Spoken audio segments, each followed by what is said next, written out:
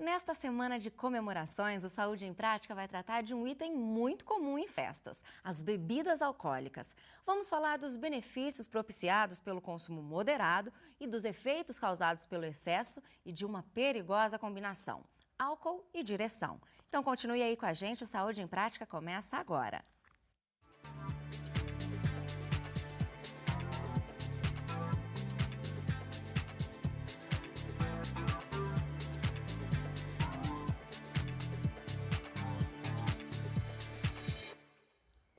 E neste primeiro bloco, vamos falar dos benefícios da bebida alcoólica em doses baixas para a saúde. E a nossa convidada é a nutricionista e professora do Instituto de Biociências da Unesp de Botucatu, a Tabata Koester. Tabata, seja muito bem-vinda ao Saúde em Prática. Obrigada, Juliana. É um prazer recebê-la, viu? Obrigada, é um prazer estar aqui. Bom, Tabata, agora, qualquer bebida alcoólica em quantidade moderada, é claro, pode fazer bem à saúde? Pode sim, Juliana. Na verdade, o que nós conhecemos, né, o que nós ouvimos falar é muito do efeito do vinho tinto. Mas a verdade é que a bebida alcoólica, qualquer que seja, em quantidade moderada, ela pode sim trazer um efeito benéfico para a saúde. Inclusive os destilados? Inclusive os destilados. O que vai comprometer, o que de fato compromete é o que é a quantidade moderada, é a quantidade de cada uma das bebidas. Então, por exemplo, os destilados, eles são um pouco perigosos porque a dose do destilado, ela é uma dose muito pequena e se ultrapassada, ela já não é considerada uma dose moderada. Sim. Agora, falando um pouquinho da cerveja e do vinho, que são bebidas comuns, né, muito consumidas. Quais propriedades essas bebidas têm que podem ser benéficas à saúde? Certo. Em quantidades moderadas. Isso. Em quantidades moderadas, o vinho, ele tem flavonoides, né? Em especial, o vinho tinto, ele contém o resveratrol, que é um grande flavonoide, né, um potente flavonoide que tem efeitos benéficos para a regulação do colesterol sanguíneo. Ele pode beneficiar a diminuição do mau colesterol, que é o colesterol LDL, e favorecer o aumento do bom colesterol, que é o HDL. Né? E a cerveja? A cerveja, por outro lado, tem na sua composição um malte e a cevada. Né? O malte, ele tem minerais que são importantes. O álcool, que está presente na cerveja, ele é ele vai proporcionar uma vasodilatação. Né? E a presença desses minerais na cerveja, de alguma forma, regulam esse mecanismo, né, da pressão. Por outro lado, a cevada é bastante rica em vitaminas do complexo B. Né? E isso é uma fonte a cerveja, a gente pode dizer que tem fonte vitamínica, né? E a vitamina, o complexo B, como que ele age no nosso organismo? As vitaminas do complexo B, elas são importantes para o sistema neurológico, né? E não só as vitaminas do complexo B que estão presentes na cerveja, mas o ácido fólico também está. E nós sabemos que o ácido fólico é importante para a prevenção da anemia, né? E para a oxigenação do organismo. Além disso, existe uma planta que dá o sabor amargo à cerveja, né? Que é o lúpulo. E essa planta, algumas pesquisas demonstram um efeito anti-inflamatório, né? Sobretudo com animais, em ratos. Essa substância, né, a substância ativa dessa planta, ela pode proporcionar efeitos anti-inflamatórios e dizem até que um efeito neuroprotetor. Bom, a gente está aqui repetindo, né, que é importante que haja um consumo moderado, né, das bebidas alcoólicas para que ela realmente traga benefícios para a saúde. Agora, Tabata, o que seria esse consumo moderado? Qual é a quantidade que uma pessoa pode tomar para que essas bebidas tragam apenas benefícios à saúde? Certo. Bem, o consumo moderado, essa é uma questão muito importante, né? Tanto para cerveja, para vinho, quanto para destilados, a gente tem uma quantidade que é diferente. E é diferente por quê? É diferente pelo teor de álcool, né, que essas substâncias têm. Então, a Organização Mundial da Saúde, ela preconiza uma dose moderada. E nessa dose moderada, nós temos o consumo de 10 a 12 gramas de álcool. Né? Então, essa quantidade de álcool é a quantidade de cada dose, que é diferente para mulher e para homens. Homens não devem ultrapassar 14 doses semanais, enquanto que as mulheres não devem ultrapassar 7 doses semanais. E então, como saber o quanto beber de cerveja, de vinho e de destilados? Porque cada uma tem uma quantidade de álcool diferente. Diferente. Né? É aí que vem. A cerveja, ela tem um teor alcoólico menor, né? Então, uma dose de cerveja seria o equivalente a uma latinha de cerveja, 330 ml. Né? O vinho, ele tem um teor alcoólico um pouquinho maior. Então, uma dose seria uma taça. De 100 a 150 ml. Agora, os destilados é que são perigosos, porque uma dose de destilado equivale a 30 ml da bebida. Então tem que ser bem pouquinho mesmo. E isso é distribuído ao longo da semana. Né? Se uma pessoa, o que é recomendado numa dose única, vamos supor, alguém que bebe muito num dia, qual que seria a dose máxima? Para homens, 4 e para as mulheres, 3. Entretanto, durante a semana, não deve ultrapassar 14 e 7, né? Sim. Agora, a gente falou aqui dos benefícios do álcool, né? Mas isso não quer dizer também que quem não bebe precisa ou deva passar a beber indiscriminadamente, né, Tabata? Não, de jeito nenhum. Esse é um conceito muito importante. Né? Nós temos que ter um cuidado, porque a bebida em excesso, ela vai sim trazer malefícios. Além disso, pode também causar o vício, né? Que é um problema ainda mais sério. Sim, e por que o álcool causa a embriaguez, Tabata? Olha, Juliana, esse processo é um processo com diferentes etapas, tá? No momento em que a pessoa começa a consumir a bebida alcoólica, na verdade, ela tem a sensação de felicidade, a sensação, né, de bem-estar. Isso porque ao início do processo de consumo, o álcool ele é metabolizado no fígado. Né? E o acetoaldeído, que é um produto da sua metabolização, é um produto tóxico, ele começa a aumentar. Quando ele começa a aumentar, neurotransmissores, no caso seria a dopamina, dão essa sensação de felicidade, essa sensação de bem-estar. Né? Então a pessoa se sente muito bem. O que ocorre é que com o passar do tempo, né, e conforme a pessoa consome mais a bebida alcoólica, existe a produção de outros neurotransmissores que, na verdade, eles vão agir como inibidores do sistema nervoso central. Né? Então, ao invés de ter um estímulo, existe uma inibição. E aí que vem os efeitos contrários e deletérios do álcool. Né? Por exemplo, a inibição do córtex pré-frontal, né? A pessoa ela fica mais desinibida, né? Ela fica, ela tem mecanismos de ação, ela age sem pensar, não pensa nas consequências, e aí é que está o problema, porque isso leva ao maior consumo, né? A repetição do consumo de álcool, e o organismo vai sofrendo cada vez mais essas ações. Né? Isso é perigoso porque é aí que mora o risco, né? Que está o risco também dos acidentes que podem vir por ações em que a pessoa já não tem o controle do que está fazendo. Né? Sim. A gente vai fazer uma rápida pausa agora, Tabata. A gente vai para o intervalo. No próximo bloco o assunto é ressaca e embriaguez, os efeitos do excesso de álcool. Então continue com a gente, Saúde em Prática já volta.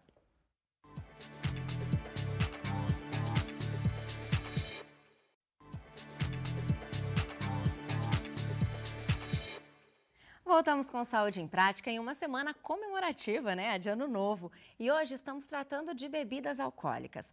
Neste bloco nós vamos falar sobre os efeitos do excesso de álcool no organismo. E aqui conosco para esse bate-papo está a nutricionista e professora do Instituto de Biociências da Unesp de Botucatu, a Tabata Koester. Tabata, no último bloco a gente falou muito sobre a importância do consumo moderado, né?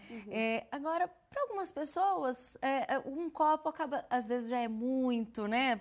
Enquanto para outras pessoas conseguem beber bastante sem sentir tanto o efeito do álcool ou ter alguma reação aparente. Por que isso acontece? Não, isso acontece por um fator genético, né? Algumas pessoas são mais resistentes pela genética, mas também existe uma diferença entre homens e mulheres, né? Os homens são mais resistentes e até por isso que a quantidade, né? A dose, a quantidade indicada para homens, ela é um pouquinho maior. Né? Mas, claro, cada organismo tem a sua particularidade, a sua individualidade e age de maneira diferente aos efeitos do álcool. Tabata, no final do bloco anterior a gente comentou sobre os efeitos, né, do consumo excessivo do álcool no nosso organismo, ali no momento que a gente ingere a bebida. Sim. Agora, eu queria saber quais os efeitos que o nosso corpo tem no dia seguinte, né?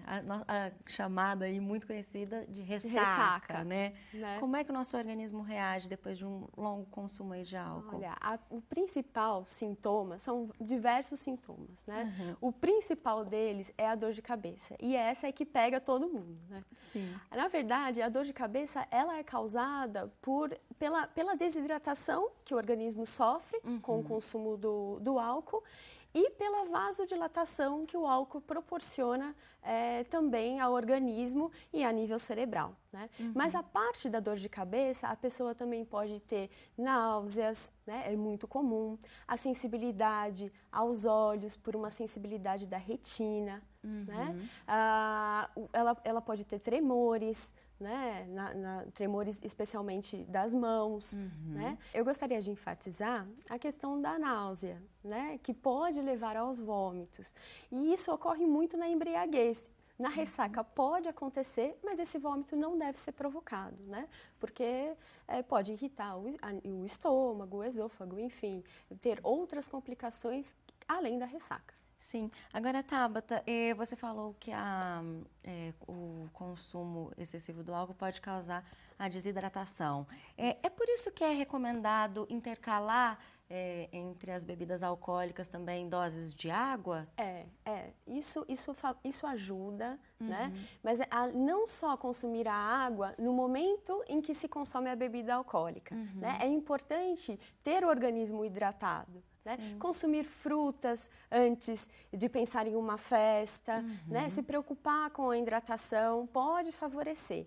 Agora, no momento em que se consome o álcool, né? A bebida alcoólica, é indicado pelo menos consumir 2 copos de água entre as doses. Né? Entre as doses de bebida alcoólica. Isso pode ajudar, pode favorecer, né? Legal. A nossa equipe de produção ela foi às ruas até para saber qual a receita das pessoas para curar a ressaca. Então, a gente vai conferir agora. Eu já bebi, mas hoje eu não bebo mais. Mas me falaram, né, que tomar glicose, açúcar, alguma coisa doce melhorava. Geralmente eu tomo bastante água, que ajuda, né, a tirar aquela sensação de secura na boca. E alguma coisa doce, assim, sempre ajuda também. Eu nunca cheguei nesse ponto para uma receita caseira, mas eu ouço muito falar do café forte. É hidratar mesmo, né? Suco de laranja, né? E essas coisas que a gente sabe, mas eu nunca precisei. Receita para ressaca normalmente vai passar aí pela hidratação, por ingerir bastante água. A gente tem o costume de ter alguns comportamentos depois da ressaca, tomar bastante água. Algum chá, de repente, ajuda bastante para regular a flora intestinal, né? Então eu acho que mais voltado para isso mesmo, açúcar, Coca-Cola. Isso faz muito bem para tirar essa ressaca. No geral, parece ali, Tabata, que todo mundo tem uma receitinha para curar a ressaca, né? Pois é, e temos mesmo, né? Algumas dessas receitinhas realmente são viáveis, Aham. né? Então, depois na ressaca, depois da balada, né, como se diz, é importante sim o consumo de hidratar o corpo, né? Podem ser utilizados pode ser utilizada água de coco, bebidas, sucos de fruta que têm carboidrato e que de alguma forma o carboidrato também vai favorecer essa recuperação. Né? Alguns isotônicos podem ser utilizados para reposição de água e sais minerais. Agora, o café é totalmente contraindicado, né? Para curar algumas ressaca. pessoas indicaram, né? Indicaram o café, né? E o café, ele não deve ser consumido, tá? Ele não cura ele não vai ajudar a curar a ressaca. Legal. Tabata, muitas pessoas associam o álcool ao energético. Quais os perigos dessa mistura? Essa mistura ela é perigosa porque o energético ele pode camuflar o efeito do álcool. Ele é estimulante, né? Exatamente. A pessoa ela não tem a sensação de sonolência, ela fica bem. O energético também camufla o gosto, né, que o álcool pode, o gosto residual do álcool. E o problema é que se consome mais álcool, né? E a mistura com o energético, ela pode sim favorecer a arritmia cardíaca. Isso é perigoso, né? Um consumo excessivo pode inclusive levar à morte. Tabata, quero aproveitar e já agradecer a sua presença aqui no Saúde em Prática. Foi um prazer recebê-la. Obrigada por tantas informações aí que você nos trouxe. Muito obrigada, Juliana. Foi um prazer estar aqui. Prazer e eu foi gostaria nosso. de desejar um feliz ano novo a todos. Atenção ao consumo do álcool, né? Escolher a bebida com menor teor alcoólico pode favorecer as comemorações sociais, né? A boa hidratação, que a gente não pode deixar de lembrar, de falar. E é isso. Bom ano a todos. Ai, obrigada. Obrigada. Viu? Bom, o Saúde em Prática vai para mais um breve intervalo, mas no próximo bloco a gente continua esse bate-papo e o assunto é álcool e direção. Saúde em Prática volta já.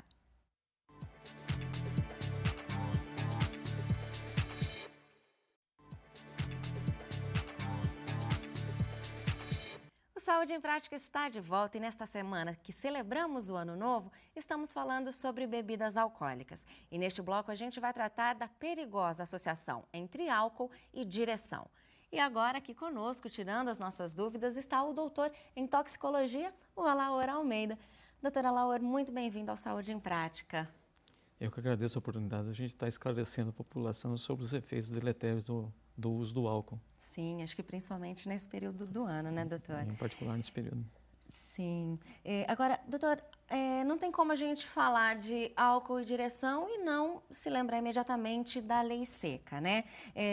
Hoje em dia, a partir de 0,2 gramas de álcool por litro de sangue, já é possível ser aplicado uma penalidade, né? Eu acho que uma curiosidade que todo mundo tem é o que isso significa na prática, né? Qual é a quantidade de álcool que isso significa? Ok.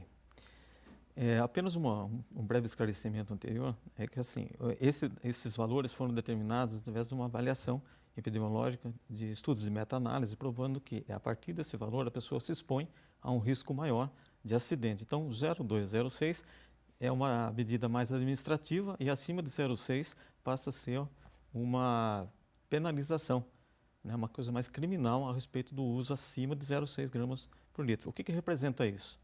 Se eu, por exemplo, um indivíduo de 1,70 m, 70 quilos de peso, tomar uma lata de cerveja 350 ml, que vai ter em torno de 12 gramas de etanol, ela consegue, se ela não é uma pessoa que está acostumada, né, a fazer o uso contínuo, ela chega a 0,6, 0,7 gramas por, ou seja, ela vai chegar no valor limítrofe, a partir do qual ele passa a ter uma penalização com uma certa gravidade, né? Com uma penalização até criminal. Criminal. Exatamente. Ou seja, Isso... vai de acordo com cada organismo mesmo, não dá para ter uma medida É, exata. Tem um fenômeno chamado tolerância, então as pessoas que estão acostumadas a beber mais, ela consegue metabolizar mais rapidamente.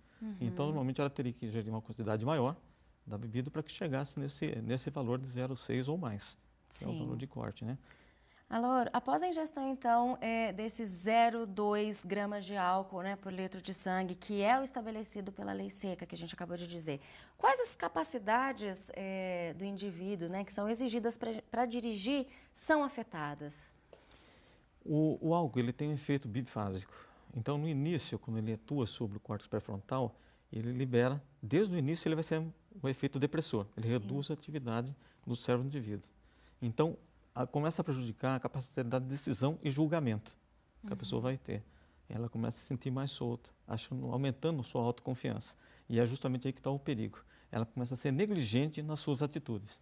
E a partir daí, para você ter uma ideia, cada 0,2 gramas por litro, ela passa a aumentar em 1 a 2 vezes a chance de causar um acidente.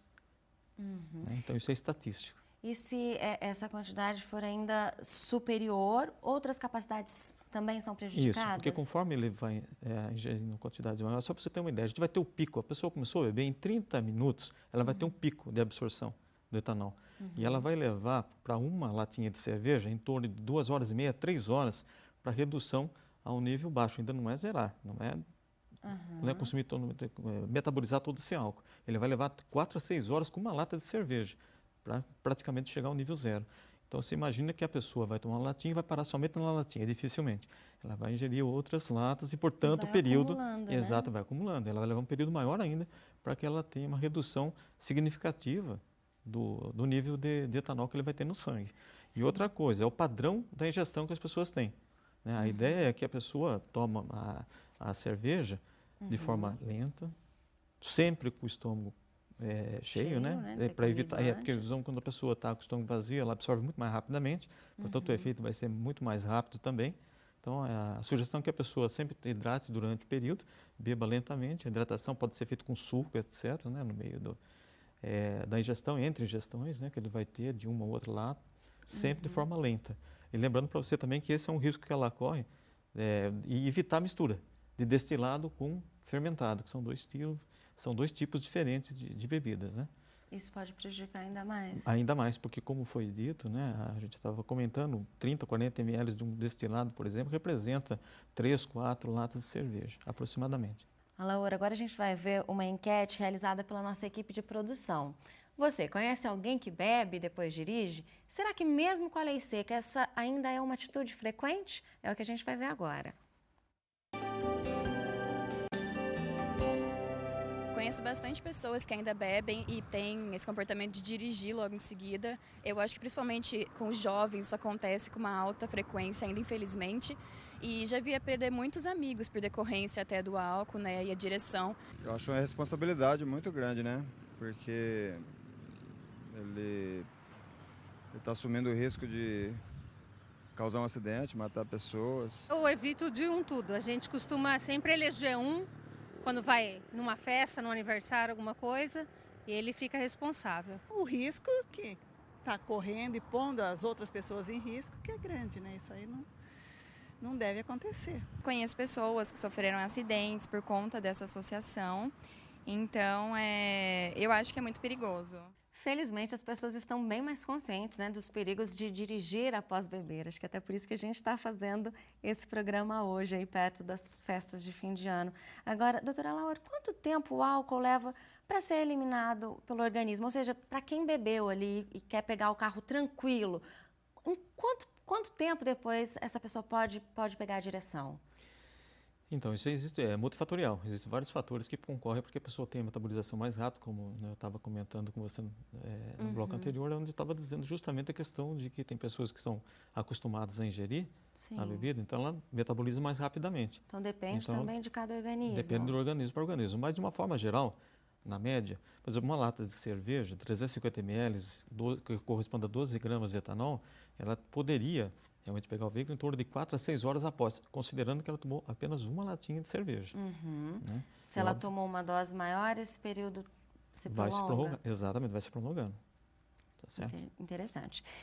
Agora, doutora Laura, em épocas de festa como o Ano Novo, a bebida é sempre muito presente, né? E celebrar com os familiares e amigos é sempre muito bom, né?